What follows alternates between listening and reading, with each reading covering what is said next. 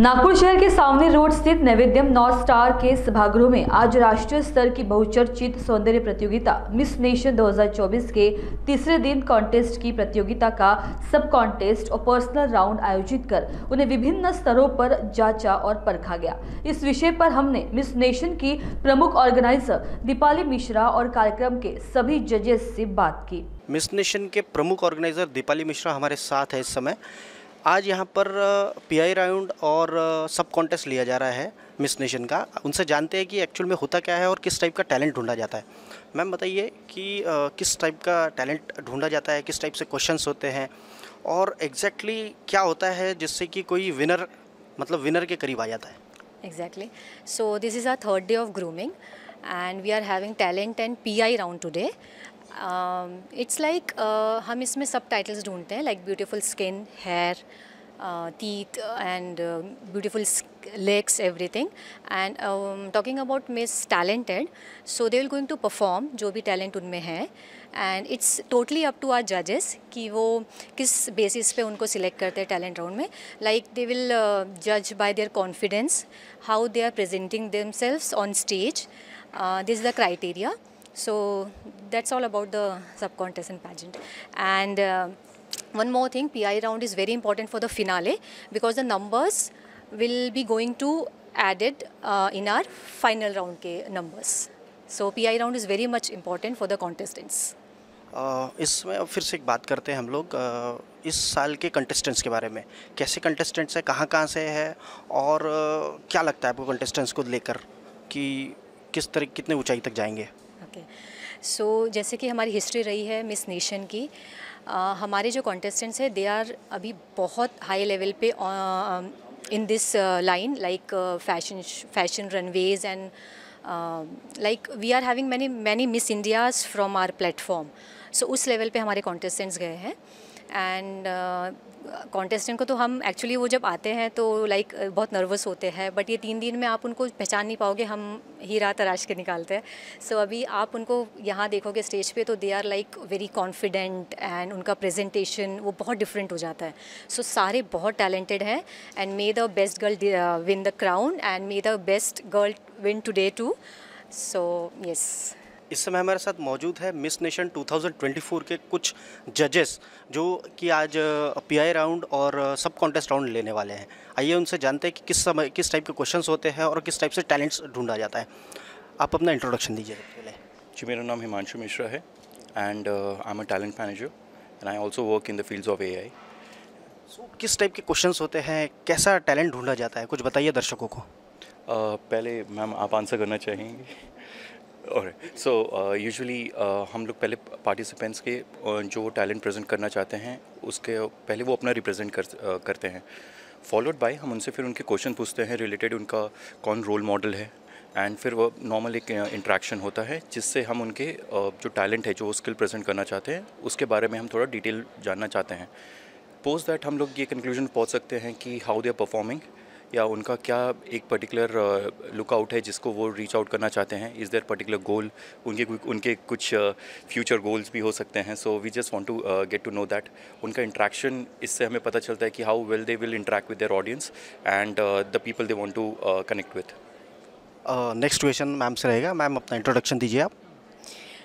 मैं doctor Harsha Jharia, I am working as a chief admin officer in LED college and मैं काफ़ी साल से वैसे पर्सनालिटी कॉन्टेस्ट ऑर्गेनाइज करती आ रही हूँ और उसमें मैंने ये देखा है कि लड़कियों का after participating in any contest इनका एक कॉन्फिडेंस लेवल बहुत बढ़ जाता है और फ्यूचर में वो लोग बहुत करियर वाइज भी बहुत अच्छा करते हैं. और मतलब overall it's a very good experience for all the girls who will be participating in this. तो I wish them luck. Ma'am as a जज आपके क्या क्वेश्चंस रहेंगे कंटेस्टेंट्स के लिए और आपको उनमें एक्सपेक्टेशंस क्या रहेगी, क्या जवाब है?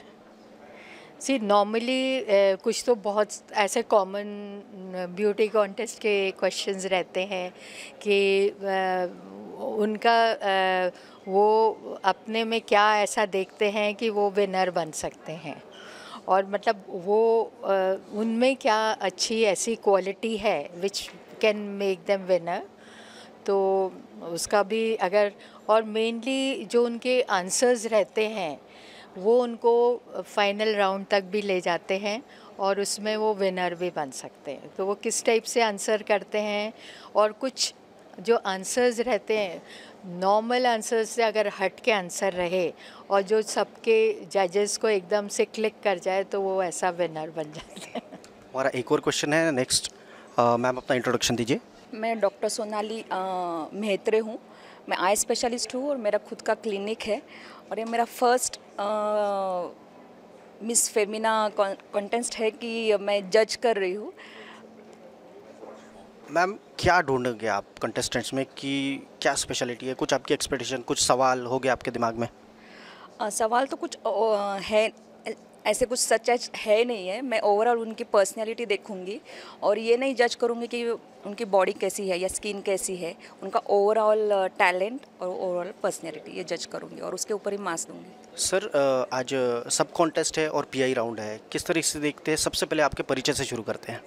सो I am doctor Rakesh Kripalani. मैं एक साइकोलॉजिस्ट और साइबर साइकोलॉजिस्ट हूँ और ग्रूमिंग में करीबन 25 ईयर्स से मैं काफ़ी इंटरनेशनल पेजेंट्स में ट्रेनर रहा हूँ, मिसेस यूनिवर्स, मिस यूनिवर्स सभी के लिए।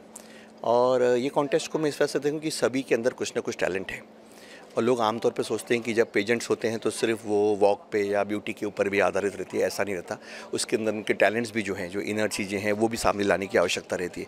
तो ओवरऑल एक कॉम्प्रिहेंसिव वे पे देखा जाता है जब किसी पार्टिसिपेंट्स को देखा जाता है, साथ ही साथ उनकी इंटेलिजेंस को भी देखा जाता है। इसीलिए पीआई राउंड भी रहता है कि वो किस प्रकार से परसेप्शंस रखते हैं, दुनिया को किस नज़र से देखते हैं। तो आमतौर पे जब भी हम लोग कॉन्टेस्ट का लास्ट राउंड देखते हैं किसी भी पेजेंट में जहाँ एक अच्छा आंसर दिया गया है और उस पर विनर हुआ, तो सिर्फ वो अच्छे आंसर तक मैटर नहीं रहता, उसके पहले बहुत कुछ हो चुका रहता है। तो इन लोगों की काफ़ी अच्छी ट्रेनिंग, ग्रूमिंग 4 दिन से यहाँ चल रही है, जो कि नेशनल इंटरनेशनल लेवल पे ट्रेनिंग हो रही है और आज उसी का प्रदर्शन होने वाला है कि क्या कितना कौन ग्रूम हो पाया है, ट्रेन हो पाया है। सो जो ये कंटेस्टेंट्स आए हैं अक्रॉस इंडिया से आए हैं इस वक्त में और इनमें बहुत खासियत देखी गई। आई थिंक मेरे ये पिछले 25 साल के करियर में फ़र्स्ट टाइम है जब मैं देख रहा हूँ कि इतने टैलेंट्स के साथ सभी आए हैं, इतनी अच्छी इनोसेंसी के साथ आए हैं। यानी इनके साथ में इनकी आंखों का स्पार्क, इनकी इनोसेंसी, इनके टैलेंट्स, इनका योग से लेके अलग अलग प्रकार के इन्होंने टैलेंट्स लाए हैं। तो आई गेस ये एक नए प्रकार से सभी को रिप्रेजेंट करेंगे कि जो लोग सोचते हैं कि टीन्स बिगड़ गए हैं, यूथ बिगड़ गया है, लेकिन ये वो हैं जिन्होंने अपने कल्चर को आगे लाने के लिए बहुत मेहनत की है। तो ये सारे पार्टिसिपेंट्स में कल्चरल एस्पेक्ट भी बहुत अच्छा है, तो आज सभी लोग वो देख पाएंगे।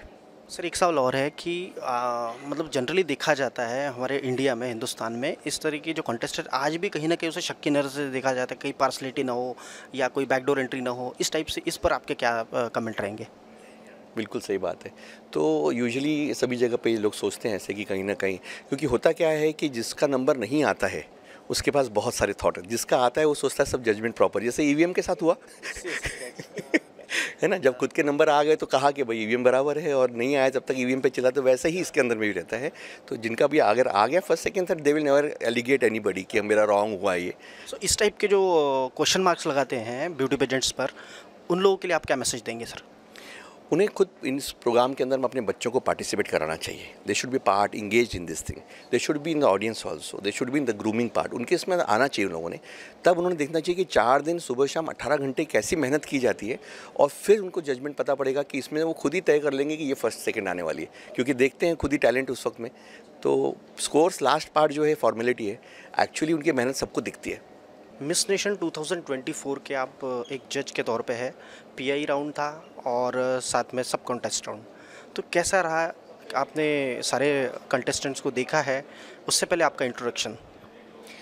मेरा नाम टिया चैटर्जी है।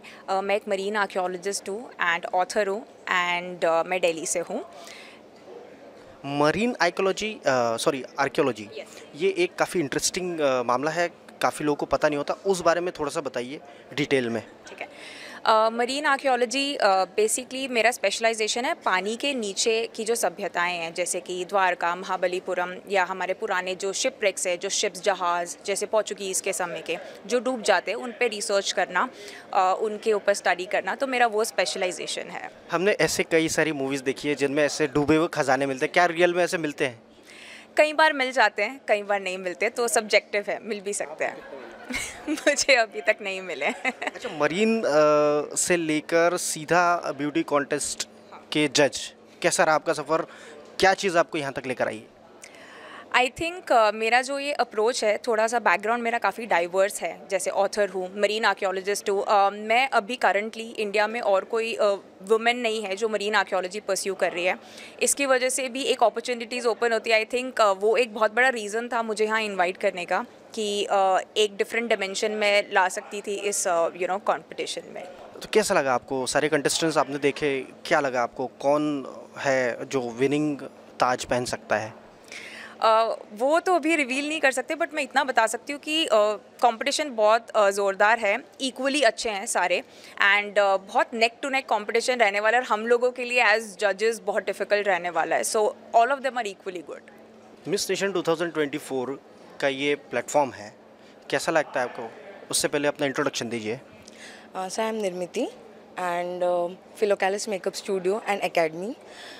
So I am makeup and hair partner यहाँ के लिए, मिस नेशन के लिए, and this is the first time I am doing it as a sole owner.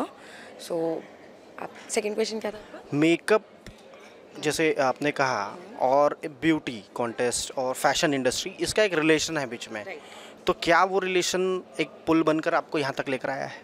Yes. Because मैं पहले काम करती थी and I know Deepali ma'am already through some academy, I was working there. सो वहाँ से she liked my work and she contacted me for this. And beauty already beauty pageant में जितने मेकअप एंड हेयर बहुत ज़्यादा इंपॉर्टेंट होता है, because उसके कारण ही सारी चीज़ें आगे बढ़ती है, शो होता है सारी चीज़ें।